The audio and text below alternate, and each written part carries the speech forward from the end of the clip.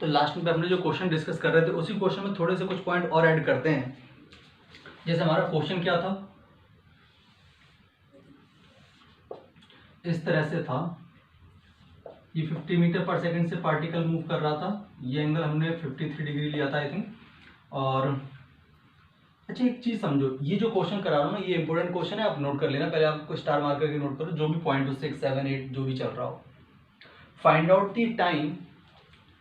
The time when particle move perpendicular to initial position, when particle will move perpendicular to initial position. इसका क्या मतलब है, ध्यान समझें।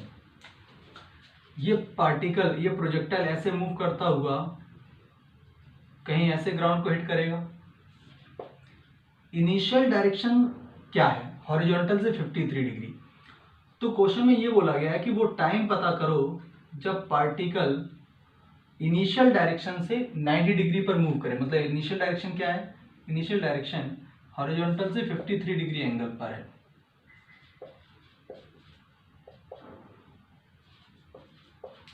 ऐसे इस इंस्टेंट पर पार्टिकल जब ऐसे मूव कर रहा होगा हॉरिजॉन्टल से कितने एंगल पर, 37 डिग्री एंगल पर, तो मैं ये बोल पाऊंगा कि पार्टिकल इनिशियल पोजीशन से 90 डिग्री एंगल, टोटल ये 90 डिग्री एंगल हो गया, टोटल 90 डिग्री एंगल पर मूव कर रहा है, मतलब परपेंडिकुलर मूव कर रहा है। और ये बात भी कॉमन सेंस से समझ में आ रही है कि ऐसा हो पाना मैक्सिमम हाइट और ग्राउंड से टकराने वाले रीजन के बीच में ही होना पॉसिबल है, क्योंकि इसके बाद तो इसका एंगल कम होता जाएगा। फाइनली यहाँ एंगल क्या होगा, 0।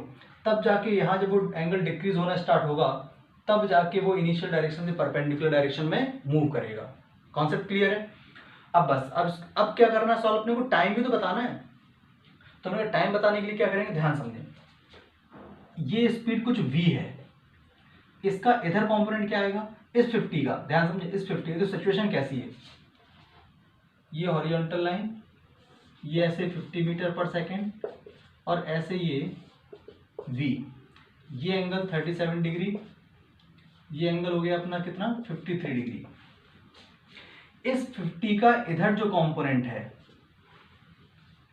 इस 50 का इधर कंपोनेंट क्या आएगा, 50 cos 53, मतलब 50 cos 53 का अगर हम वैल्यू देखें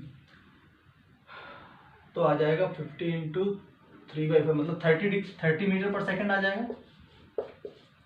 और इस v का इधर कंपोनेंट, इस v का इधर कंपोनेंट क्या आएगा, v cos 37।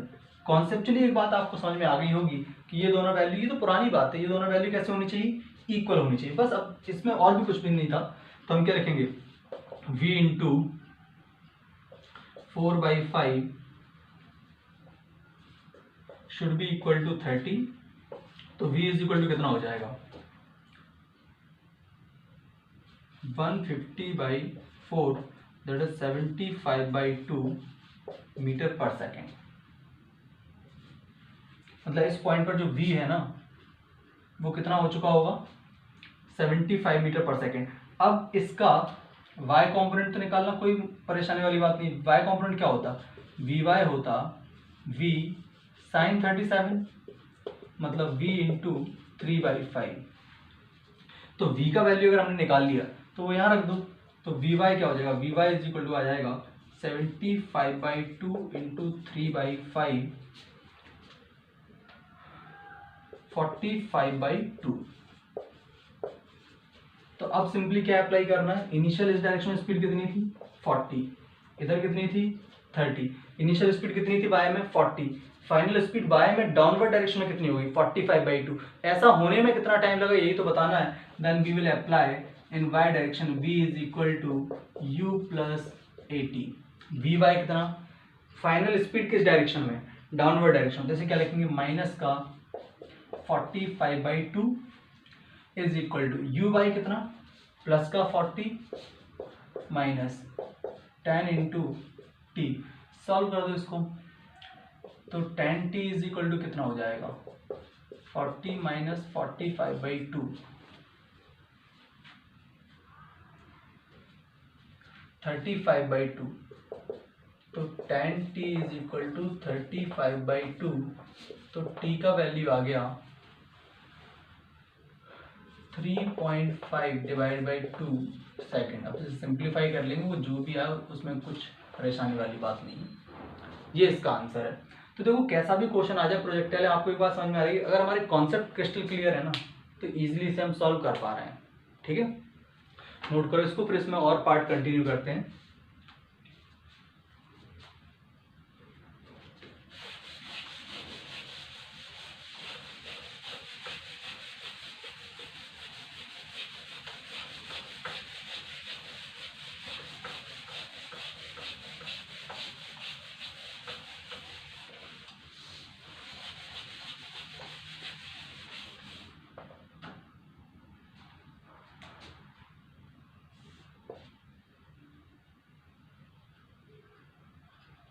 अब देखो अभी आईपीएल चल रहा है ना, तो कई लोग तो आईपीएल में खूब शाम को मैच देखते ही होंगे। बेसिकली क्रिकेट में क्या होता है, जैसे कि आप शॉट मारता है कोई बैट्समैन, तो जो फील्डर होता है उसे कैच करने के लिए मूव करता है और उसे कैच कर लेता है ना। तो लॉजिकली सोचो उस पर भी ऐसा प्रोजेक्टाइल ही तो है वो, है ना। बॉल आई, बैट्समैन ने हिट किया तो जब वो जाती है बॉल तो उसको देख के फील्डर मूव करता है और उसे वो कैच करता है। तो कई बार ऐसे ही क्वेश्चन इसके ऊपर बना दिया था, कैसे ध्यान समझें। आपसे बोल दिया जाएगा इसका रेंज अपने को 240 आया था ना, मैं आपसे बोल दूं कि यहां से 80 मीटर, जहां से प्रोजेक्टाइल मतलब अपनी बॉल, ये 30 मीटर पर सेकंड तो कॉम्पोनेंट आपको पता ही है 30, उसको मैं हटा देता हूं।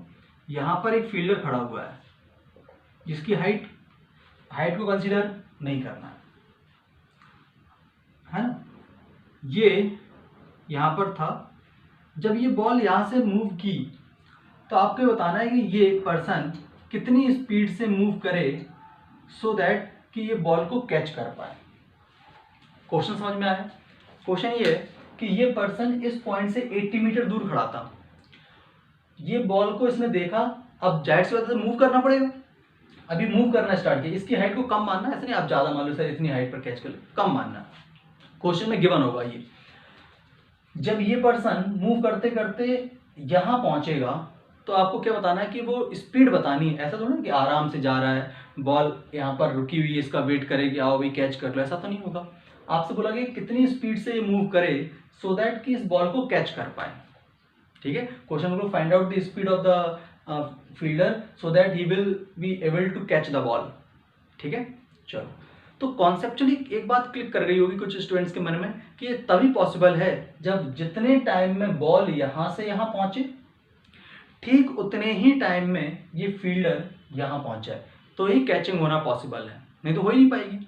ओके, तो ये बात तो समझ में आ गया। तो अगर कॉन्सेप्ट क्लियर है ना, कितनी जल्दी मैं 2 लाइन में क्वेश्चन को सॉल्व कर सकता हूं। कैसे, ध्यान समझे।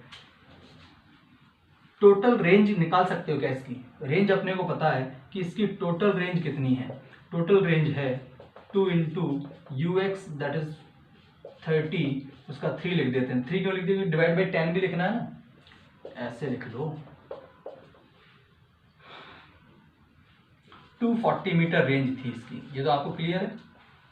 सो जो ये कितना है, ये वाला डिस्टेंस ये 180 है, तो ये 160 मीटर है। इसको ऐसे, अच्छा इस बॉल को यहां से यहां तक आने में क्या इसकी टाइम ऑफ फ्लाइट की इक्वल टाइम लगा? टाइम ऑफ फ्लाइट कितना हो जाएगा? 2 इंटू 40/10 मतलब 8 सेकेंड। मतलब बॉल को यहां से यहां तक आने में 8 सेकेंड लगा, तो इसको इस तरह से दौड़ना है, किसको, पर्सन को इस तरह से दौड़ना है कि वो 8 सेकेंड में यहां पहुंच जाए। मतलब 8 सेकेंड में उसे कितना डिस्प्लेसमेंट ट्रेवल करना है? 160 मीटर। तो यार सिंपली लिखो ना, क्या चीज, 160 is equal to v into 8, तो v is equal to 20 metre per second answer.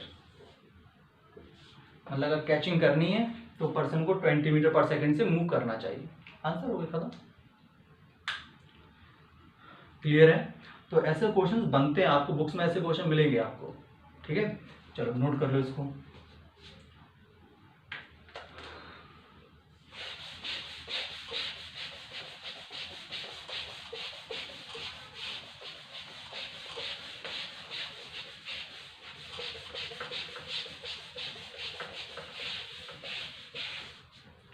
अब देखो आईआईटी मेंस के क्वेश्चन कराता हूं मैं आपको, है ना। कितने सिंपल क्वेश्चन पूछते हैं। आईआईटी कोई टफ एग्जाम नहीं, कॉन्सेप्चुअल एग्जाम है, आपसे बोला गया कि एक बुलेट है ना, गन से बुलेट फायर कर रहे हैं और उसको ऐसे 3D में पूरे में फायरिंग हो रही है।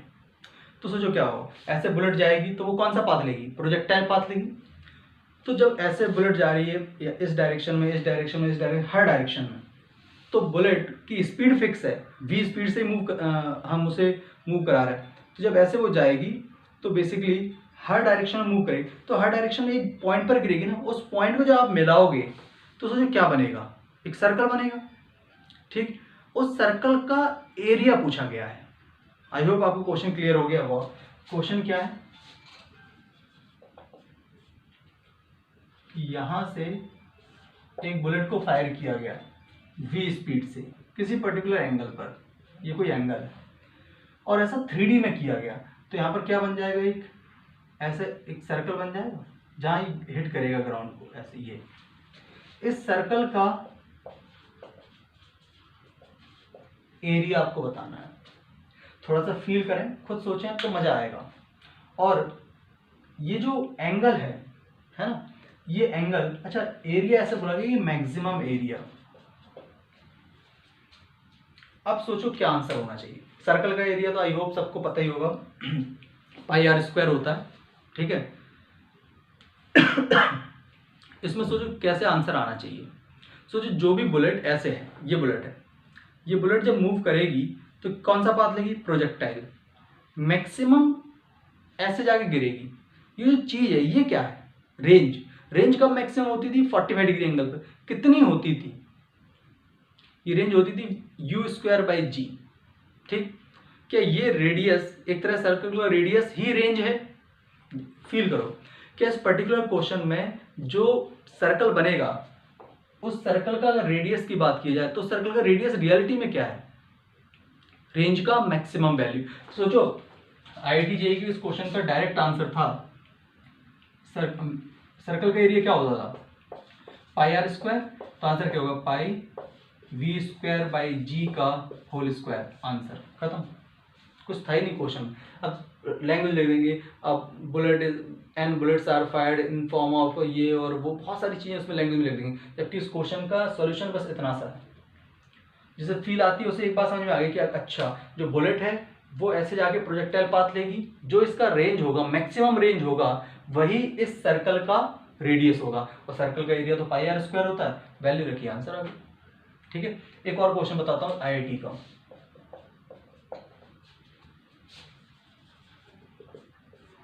क्या पूछा उन्होंने,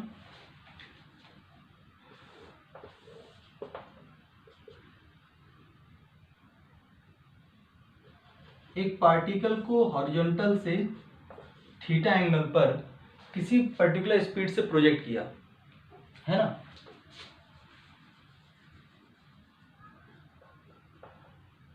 आप चाहो तो क्वेश्चन नोट कर लो। A particle is projected with the projection angle theta from the origin if its kinetic energy at initial point is capital E, then find out the kinetic energy at the highest point. Then find out the kinetic energy at the highest point. And options are, option दे दिया आपको E/2, यहाँ नहीं लिखता मैं, यहाँ लिख देता हूँ। ऑप्शन दिए गए E/2, E/√2, E/4, 2E, ऐसे चार ऑप्शन दे दिए गए। और आपसे बोलेगा प्रोजेक्टाइल का जो मास है वो स्मॉल m दिया हुआ है ना। अब सोचो क्या करना है। रियलिटी में सोचो, इस पॉइंट पर काइनेटिक एनर्जी अगर स्पीड u मान लें तो काइनेटिक एनर्जी E = क्या होता है, हाफ mv²। ये तो सबको पता ही होगा। पार्टिकल ऐसे जब मूव करता है इस तरह से, ये इनिशियल काइनेटिक एनर्जी। तो हाईएस्ट पॉइंट पर आपको अच्छे से पता है, हाईएस्ट पॉइंट पर स्पीड 0 होती है क्या, नहीं। हाईएस्ट पॉइंट पर जो स्पीड होती है वो इनिशियल स्पीड की, अच्छा, और ये एंगल जो था ना वो 45 डिग्री दिया हुआ था, ये तो मैंने बताया नहीं। एंगल कितना दिया हुआ है, 45 डिग्री। तो इस पॉइंट पर जो स्पीड होगी, अगर यहाँ u एज्यूम किया है तो ये वैल्यू कितना होता है, यू कॉस थीटा। तो जो इसका एक्स कॉम्पोनेंट होगा वो तो यही होगा you cos theta. Initial point पे स्पीड कितनी थी यू, तो इसकी काइनेटिक एनर्जी क्या थी हाफ एम यू स्क्वायर या वी स्क्वायर, जो भी आपको लिखना है, यू ही कर देता हूं। इस मैक्सिमम हाइट वाले पॉइंट पर स्पीड सिर्फ कितनी बच जाती है उसके पास, यू कॉस थीटा। तो सोचिए इसकी काइनेटिक एनर्जी लिखने में कौन सी परेशानी है। E2 इज इक्वल टू क्या लिखोगे आप, half m u cos theta कितना 45, मतलब u बाई √2 का होल स्क्वायर, मतलब आ जाएगा half m u square into 1/2। तो आपको समझ में आ गया होगा कि E2 is equal to E/2,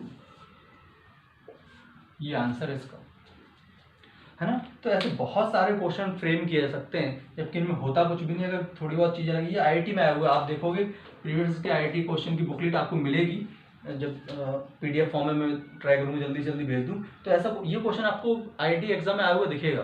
जबकि इसमें लॉजिकली सोचे तो कुछ भी नहीं, सिर्फ क्या पता होना चाहिए कि काइनेटिक एनर्जी क्या होती है, हाफ एम वी स्क्वायर। तो इनिशियल पॉइंट पर स्पीड यू है, तो काइनेटिक एनर्जी क्या होगी, half m u square. Highest point पर सिर्फ स्पीड क्या होती है, जो इनिशियल पॉइंट पे स्पीड का हॉरिजॉन्टल कंपोनेंट होता है वही तो बचता है इस पॉइंट पर। तो हाईएस्ट पॉइंट पे काइनेटिक एनर्जी क्या लिखोगे, हाफ एम हॉरिजॉन्टल कंपोनेंट का स्क्वायर। तो इसे सिंपलीफाई किया, ये आंसर आ गया, ठीक है। तो आप इसे नोट करो, फिर आगे बढ़ते हैं। एक और क्वेश्चन सॉल्व कर लेते हैं इसी के ऊपर। देखो कई बार क्वेश्चन है ग्राफ से कनेक्ट किया जाता है, कैसे, ध्यान समझें।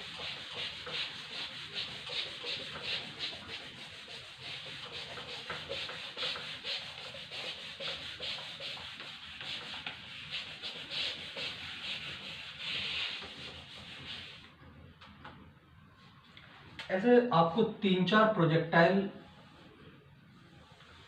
का ग्राफ गिवन है, आपको ऐसे बोला गया, पर्टिकुलर हाइट ले लेते हैं, ये अपना ग्राउंड से प्रोजेक्ट कर रहे हैं प्रोजेक्टाइल्स को, और वो प्रोजेक्टाइल्स ऐसे मूव कर रही हैं।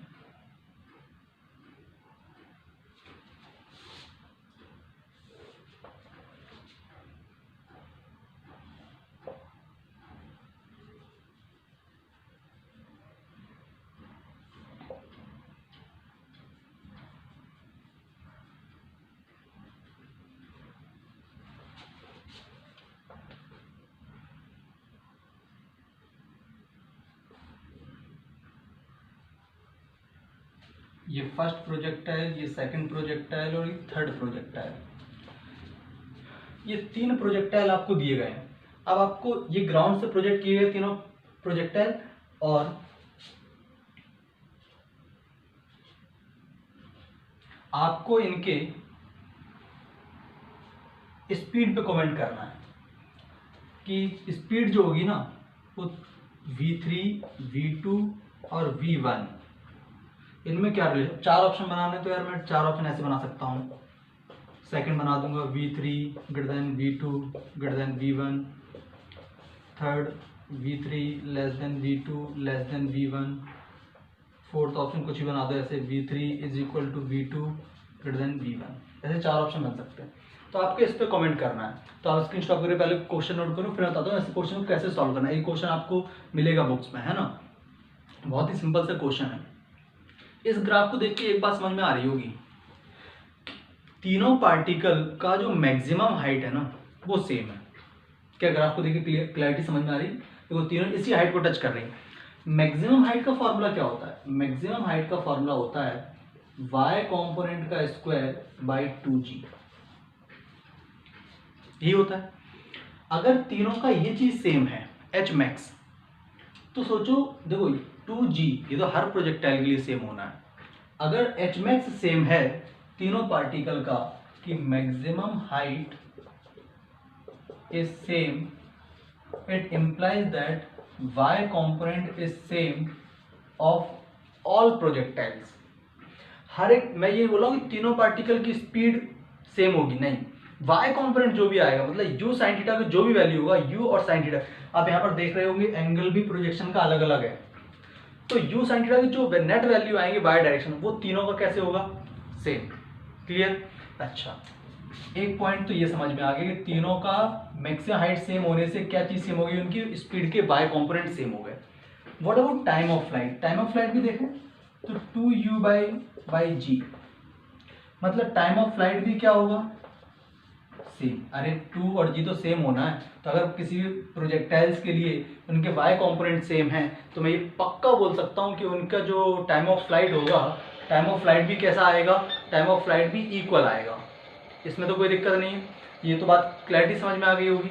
अब बात करते हैं कि तीनों में क्या चीज़ दिख रही है, क्या तीनों का रेंज अलग अलग है। रेंज क्या होता है, रेंज होता था 2 into u x into u by g. किसका रेंज ज़्यादा है, थर्ड वाले का। अच्छा तीनों के लिए अगर देखा जाए तो 2G और ये सेम है तीनों के लिए, है नहीं। तो जिसका रेंज ज़्यादा है इसका मतलब उसकी हॉरिजॉन्टल कंपोनेंट भी हाई है। और अगर हॉरिजॉन्टल कंपोनेंट ज़्यादा है तो मैं ये बोल सकता हूँ कि देखो वाई कंपोनेंट तो तीनों का सेम है, हॉरिजॉन्टल कंपोनेंट जिसका ज़्यादा होगा क्या उसकी नेट स्पीड ज़्यादा होगी, तो हम लिख सकते हैं v3 will be greater than v1। This is the answer. बस सिंपल से ये क्वेश्चन है ना। यही ऑर्डर किसका होगा, यही v3 का x कंपोनेंट का ऑर्डर होगा।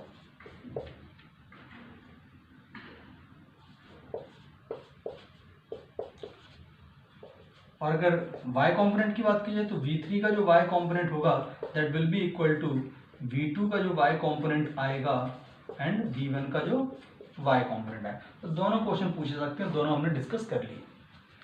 ठीक है, तो नेक्स्ट लेक्चर में अभी प्रोजेक्टाइल की कुछ इस टाइप के, अभी कौन सा प्रोजेक्टाइल पढ़ रहे हैं, ग्राउंड से ग्राउंड।